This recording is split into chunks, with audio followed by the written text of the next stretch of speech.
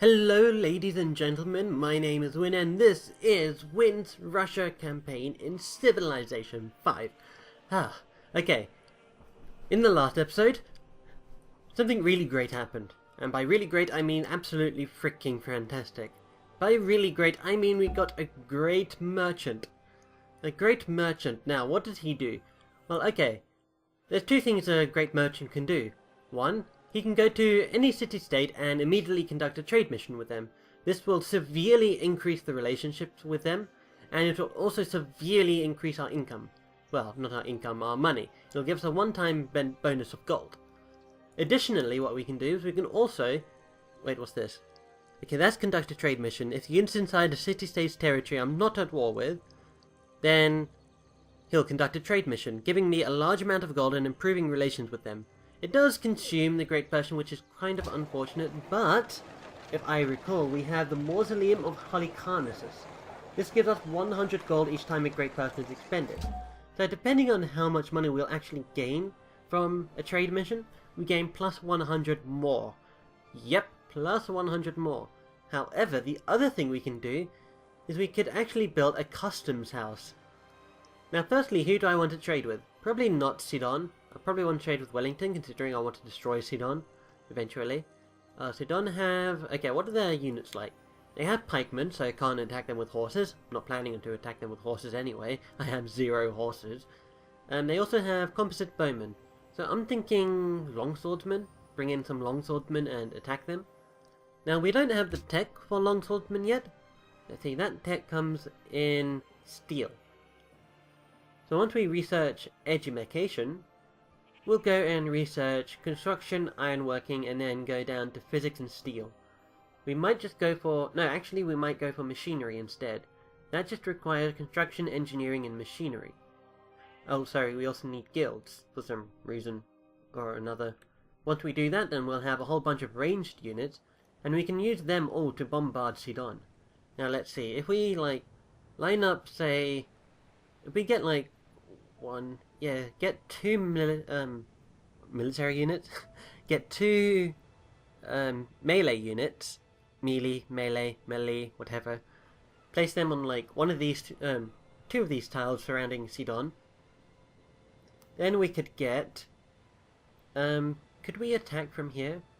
If we could get a bowman here, if they can attack Sidon, we'd do that. Then we'll get another one here. Oh, okay, we can't. We need one here. The reason why we can't place one here and attack Sidon is because there's a hill in the way, and it's kind of difficult to shoot over the hill into the city.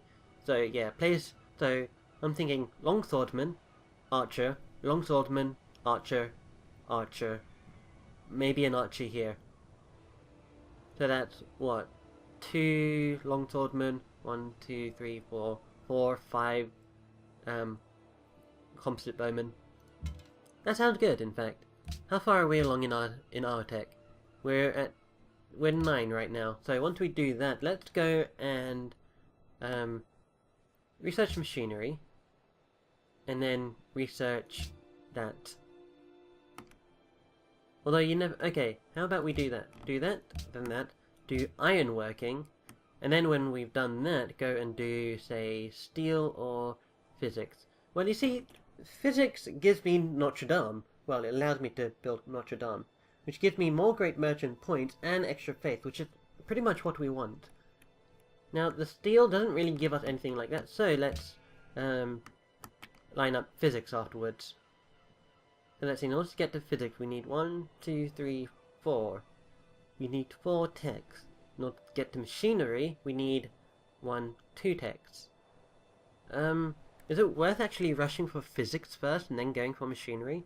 Because then we'll be able to hopefully get Notre Dame before anyone else does. It might be possible.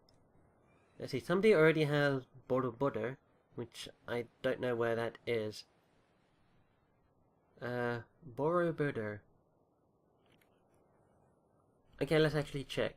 The Cossack, by the way, is the Russian unit that comes in military science, which is way down the tech tree. What am I looking for? Boro... prerequisite tech. Theology. Okay. Must be built in the Holy City. Right. So, that is in theology, and theology is here. So people are at least far enough into the medieval era to have built the first wonder of the medieval era. So am I happy with this tech layout? Education, engineering, ironworking.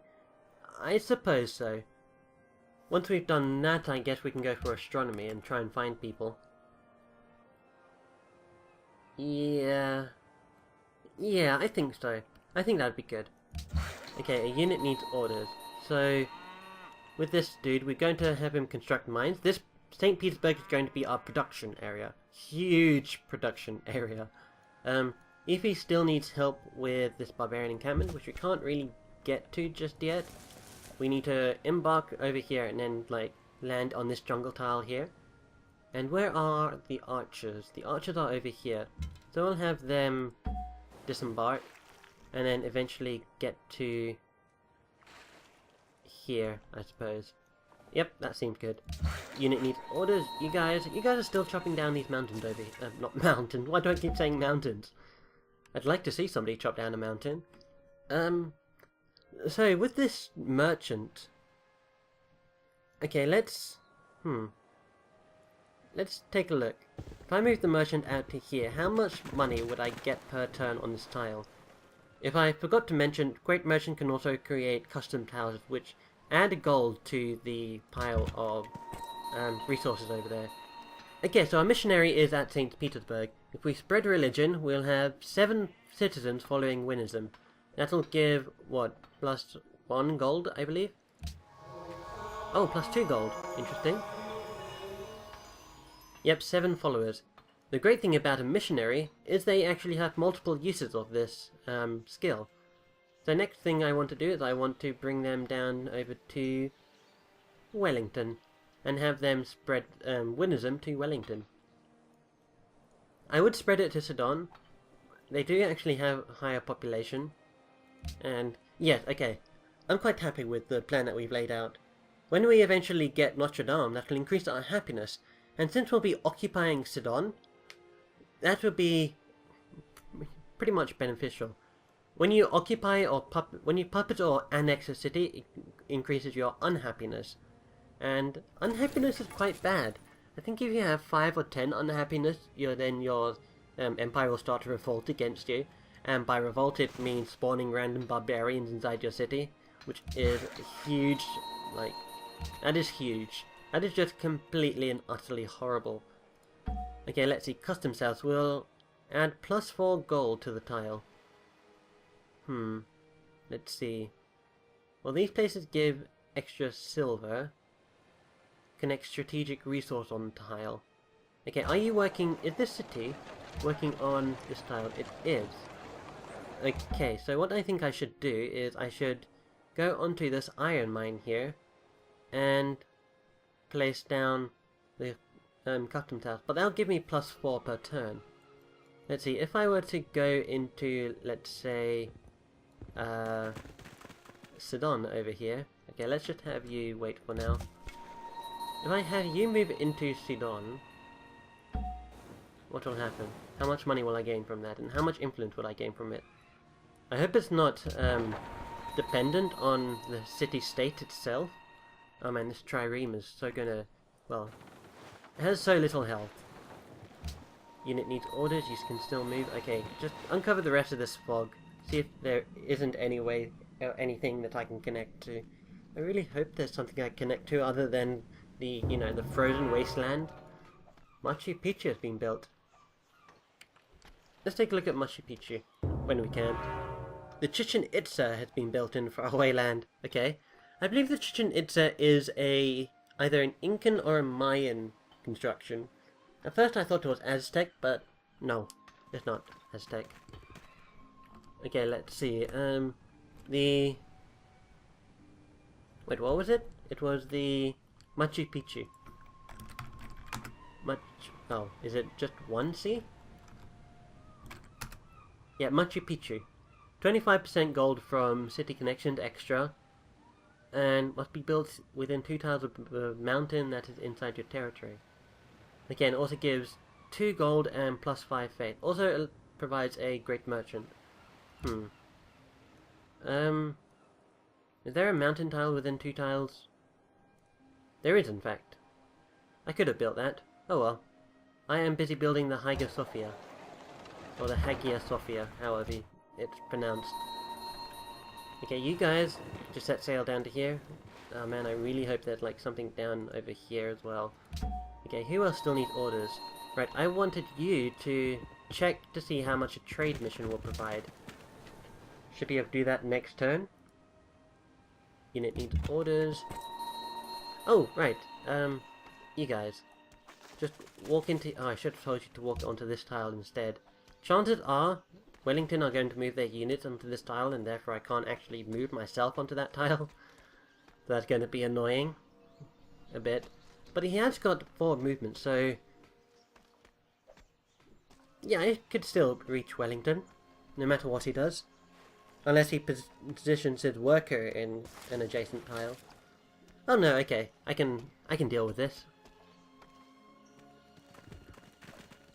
Let's see, move you onto here. You will convert 4 citizens. Excellent. That jumped me up from 25 income to 28 income. Amazing. And plus 6 pressure. Okay, pressure is a little confusing because it doesn't like tell you what it is. But the way pressure works, also that I have read, is it adds to like an invisible pool, like an invisible, yeah, like an invisible bag or something. So if I hover over Moscow, we have 8 follows that give plus 36 pressure. Now every time this number adds, this imaginary number adds up to 100, then that converts 1 citizen to your religion. So I have plus 36 here, so it keeps adding plus 36 to this pool starting from 0 in order to reach 100, and when it reaches 100, it'll convert the people. I'm not sure if any excess is carried over to the next, like, pool or whatever, but hey.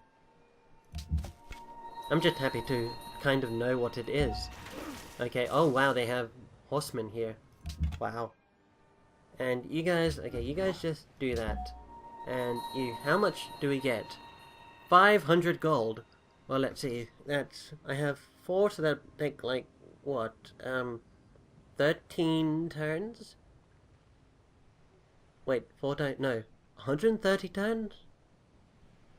Yeah, take about 130 turns in order to make up 500 gold from this one tile alone. 113 turns, that'll be like turn 275. That'll take a while, in fact. I don't know how long this game turns last. Okay, you know what? I'll just have the Great Merchant come down here. Hopefully it doesn't get attacked by barbarians, that'd be horrendous. I think a barbarian can steal a great person, and I think it still remains a great person. Or maybe it's just destroyed, I don't know. Another thing that I'm not overly sure about is if barbarians can actually, like, completely destroy a city. I've had barbarians attack my city, I've even had them attack my capital in previous games. But I'm not sure what happens when they, like, overrun the city. Workers now begin on walls and the enemy has been spotted. What? Oh, okay, that must be this galley over here. Okay. I got a little worried. I thought I was being invaded by barbarians. I'm not. Not really. There might be barbarians over here, and there might be some over here as well, which could be horrible. Absolutely horrendous. There could be a barbarian encampment over here as well. I need to put myself in a position where I don't get overrun by barbarians. So I'm going to bring my... yes. I'm going to bring my scouts over to here to try and just keep an eye out for barbarians. Now, barbarians will spawn in undiscovered territory. Well, I don't know, is it invisible territory? You can see the land, but, you know, territory that isn't highlighted, should I say. Okay, I'm going to tell my warriors to attack this thing here. So let's see, Ify. What do you want? Ify wants to defeat barbarian units that are invading their territory, want Wynn to become the majority religion in their city, and they also want to destroy a encampment. Okay, I can sort that out. On the next turn, these crossbowmen will attack these horsemen, and then if they don't kill the horsemen, then I can just go in and invade. Okay. So, this land does not connect to anything other than the glaciers, other than ice. That is the only thing this land connects to. Ice and coast tiles which connect to water. Sorry, ocean. But yeah. Wow. Wow. Oh man, that is horrible. Astronomy is so important now. As soon as we research astronomy, I'll be building a ship capable of traversing the ocean in St. Petersburg, and then I'll send them out. I'll probably... Okay, what I might do is I might send out two and have them explore... Have one explore east and one explore west. There is probably a whole lot of land north of me, considering I'm at the southernmost point of the map. Judging by the fact that, you know, there's ice down there. Oh, they killed the barbarian. Oh well. I wanted to do that. If I did that, then I would have gained points with Ify. Oh well. Ify almost sounds like I'm talking about a Pokemon, doesn't it? Okay, so you, what are you doing? Oh yeah, you, I want to have you start building mines, and you just cut down some forests. You guys just defend yourself for the time being, wait until the archers arrive, and let's see over here. There's a bit more land, well, not land, coast over there, but I don't really know how much coast that connects to, if it even connects to another piece of land. So as with this great merchant, I want him on top of here, and then I want him to construct a customs house. Now this will decrease the production by 1, simply because it gets rid of the mine here. But it will give us +4 gold, which I think is quite worth it. Yes. There we go, now we have quite a lot of money coming in actually. Let's see, this one city is providing +44 gold. That's obviously excluding the net outgoings as well, such as unit maintenance, building maintenance, such forth. So stop doing, stop doing that and start working on this silver tile here. You guys aren't doing anything yet. Well, you can't do anything at the moment. There's still a barbarian encampment over here. I believe Sidon wants me to get rid of it, but I'm not really overly concerned what Sidon thinks. Wellington, I would like to keep as my ally. They're at 63 right now, but they do provide us with growth, in fact. Each turn my influence with them is changed by -1.12. Losing grasp from Wellington? Okay, I can just send them some money, I guess. Wait. For it soars to a height to match the sky, and as if surging up from amongst the other buildings, it stands on high and looks down upon the remainder of the city, adorning it because it is a part of it, but glorying in its own beauty. Wow, okay. I don't actually know what the Hagia Sophia is. Let me just quickly check. We get a great person. A great philosopher? No, not a great philosopher. A great prophet, sorry. Now, with a great prophet, what we can do is we can create a holy site somewhere in the city. Let's see, what tiles are being worked on? There's marble over here. We can't connect that up with the great prophet. Why is that being worked on? Interesting. Reorganize. Okay, I want you to lock. No. Okay, just stay like that. You have that there. How many great merchant points are we getting? We're gaining 5 per turn. So 200 minus 30 is 170, or okay, let's say 20 minus 3 is 70. 17.